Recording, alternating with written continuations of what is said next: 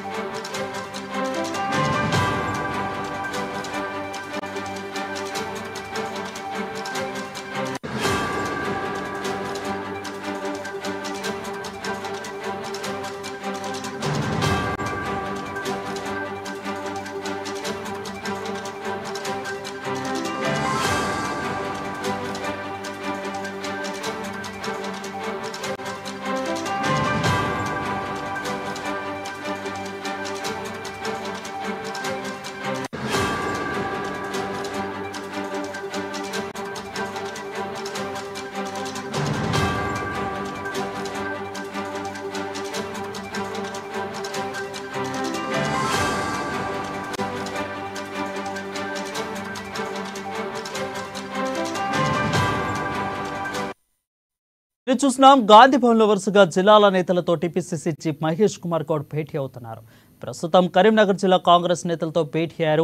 ఇక అంతకంటే ముందు వరంగల్ జిల్లా నేతల సమీక్షలో పీసీసీ చీఫ్ మహేష్ కుమార్ గౌడ్ కీలక ఆదేశాలను జారీ చేశారు. స్థానిక సంస్థల ఎన్నికల్లో మెరుగైన ఫలితాలు రాకుంటే అసెంబ్లీ ఎన్నికల్లో టికెట్లు ఇవ్వమని తేల్చి చెప్పారు. ఇక కొత్త పాత నాయకులందరూ కూడా కలిసి కట్టుగా పనిచేయాలని సూచించారు. పదవులు వచ్చిన వాళ్ళు ఒక మెట్టు దిగి ప్రవర్తించాలని, అదేవిధంగా ప్రభుత్వ పథకాలను క్షేత్రస్థాయిలోకి తీసుకువెళ్లాలని TPCC chief Mahesh Kumar Goud party శ్రేణులకు సూచించారు.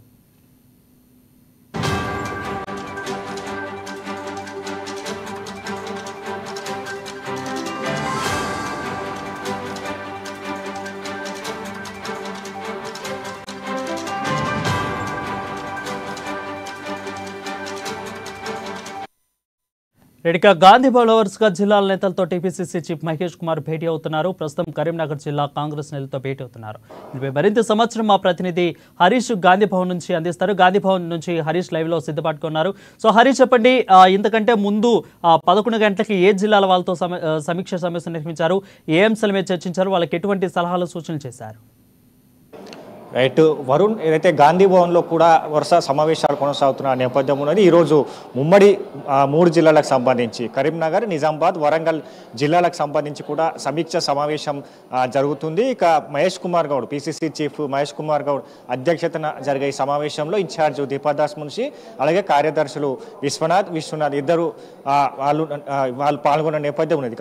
ముందుగా ఉదయం 11 గంటలకు సంబంధించి కూడా ఉమ్మడి వరంగల్ జిల్లాకు సంబంధించి నేతలతో భేటీ అయ్యారు. దాంట్లో ఆ ఇన్ఛార్జికి సంబంధించి ఏదైతే వరంగల్ జిల్లాకు సంబంధించి కూడా ఇన్ఛార్జి మంత్రిగా వ్యవహరిస్తున్న పొంగులేటి శ్రీనివాస్ రెడ్డి, అలాగే వరంగల్ సంబంధించిన ఎమ్మెల్యేలు, ఎంపీలు, మంత్రి కొండా సురేఖ, వాళ్ళతో పాటుగా ప్రభుత్వ సలహాదారుడు వేం నరేందర్ రెడ్డి, అలాగే ఆఫీస్ బేరర్లు పాల్గొన్న నేపథ్యం ఉంది. ఇక ఈ సమావేశానికి సంబంధించి కూడా ముందుగా వరంగల్ జిల్లాకు సంబంధించిన ఆ సమావేశంలో ఉమ్మడి వరంగల్ జిల్లాకు సంబంధించిన డీసీసీ అధ్యక్షులతో పాటుగా కాంగ్రెస్ పార్టీ ముఖ్య నేతలంతా పాల్గొన్న నేపథ్యం ఉన్నది.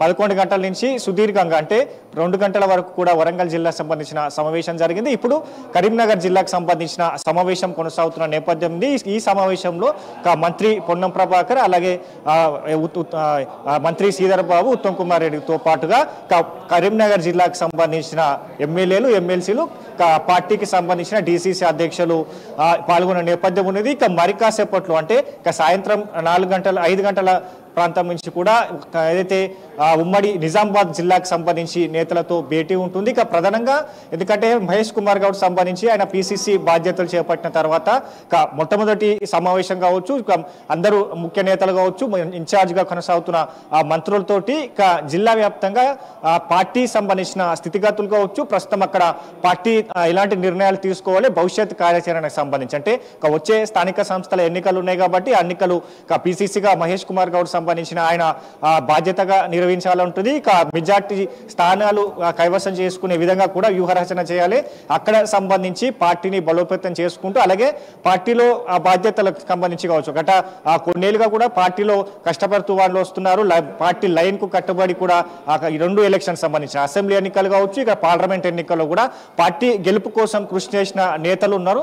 వాళ్ళకి సంబంధించి ఎట్లాంటి బాధ్యతలు అప్పచెప్పాలి, పదవులకు సంబంధించి కూడా ఎట్లాంటి పదవులు ఇవ్వాలని కూడా పూర్తిగా ఈ సమావేశంలో చర్చకు వస్తున్నట్టుగా తెలుస్తున్నాయి. ఇక మరోవైపు స్థానిక సంస్థల ఎన్నికలే టార్గెట్ గా కాంగ్రెస్ పార్టీ వెళ్తుంది. ఎందుకంటే అసెంబ్లీ ఎన్నికలకు సంబంధించి మెజార్టీ స్థానాలు కైవసం చేసుకుంది. ఇక పార్లమెంట్ ఎన్నికల్లో కూడా ఇక బీఆర్ఎస్ పార్టీకి సంబంధించి కూడా ఒక్క సీటు కూడా సొంతం చేసుకోలే నేపథ్యం అనేది అదే వ్యతిరేకతను ఇప్పుడు స్థానిక సంస్థల ఎన్నికల్లో కూడా అదే స్ట్రాటజీ కావచ్చు, అదే వ్యూహాన్ని అమలు చేయాలని చూస్తున్న నేపథ్యం కావచ్చు. దానికి సంబంధించిన ఆ జిల్లాలో ఎట్లాంటి కార్యాచరణ రూపొందిస్తే పార్టీని బలోపేతం చేసుకుంటూ వచ్చే స్థానిక సంస్థల ఎన్నికల్లో పార్టీని ఏ విధంగా ఏ విధంగా గెలిపియాలని పైన కూడా అక్కడ సంబంధించిన ఆ స్థితిగతుల పైన కూడా ఫీడ్బ్యాక్ తీసుకున్నారు.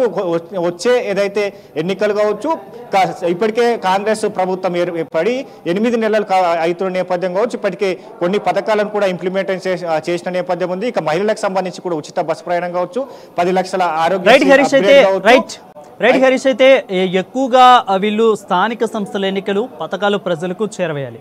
ఈ రెండింటి మీద ఇప్పుడు ఈ మీటింగ్ మొత్తం కూడా కాన్సన్ట్రేషన్ చేసినట్లు తెలుస్తా ఉందా ఏమన్నా?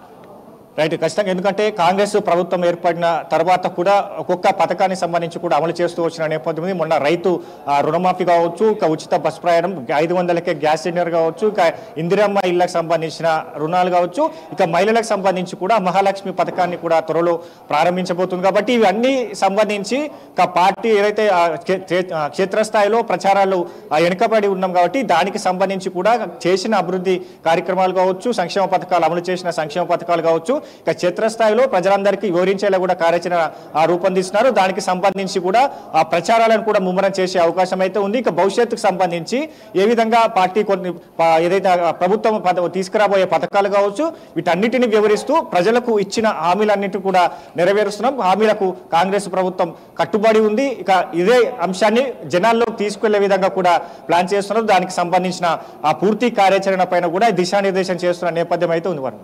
రైట్, ఇవాళ అయితే కొన్ని జిల్లాలను అయితే సమీక్ష చేశారు. రేపు కొన్ని జిల్లాలు ఉన్నాయి. సో రేపు షెడ్యూల్ ఎలా ఉండబోతుంది, రేపు ఏ జిల్లాల్ని ఫస్ట్ ప్రతిపదికన తీసుకుంటూ ఈ విధంగా అయితే సమీక్ష జరగనుంది. రేపు ఉమ్మడి జిల్లాలకు సంబంధించి కూడా ఒక్కొక్క రోజు 3 జిల్లాలకు సంబంధించి కూడా సమావేశాలు నిర్వహిస్తున్న నేపథ్యం ఉన్నది.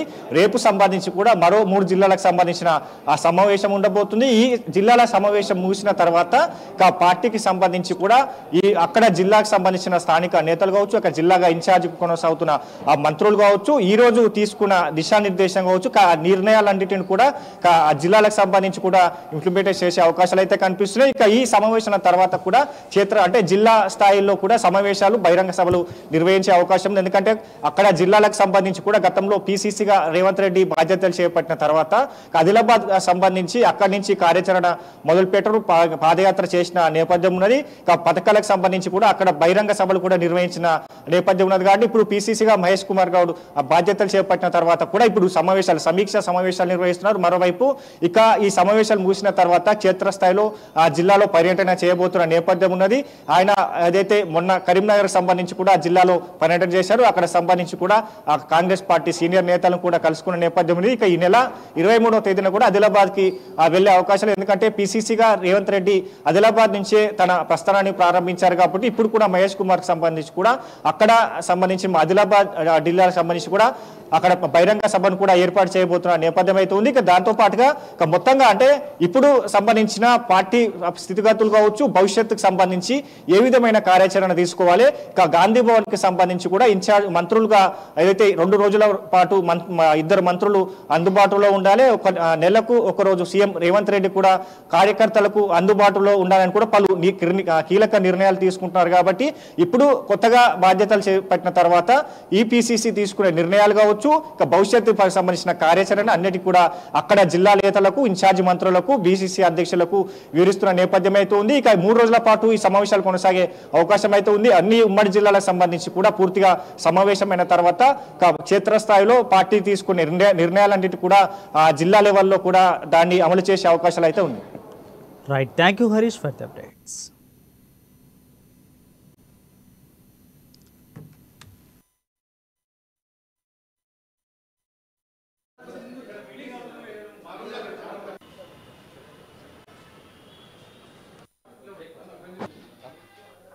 background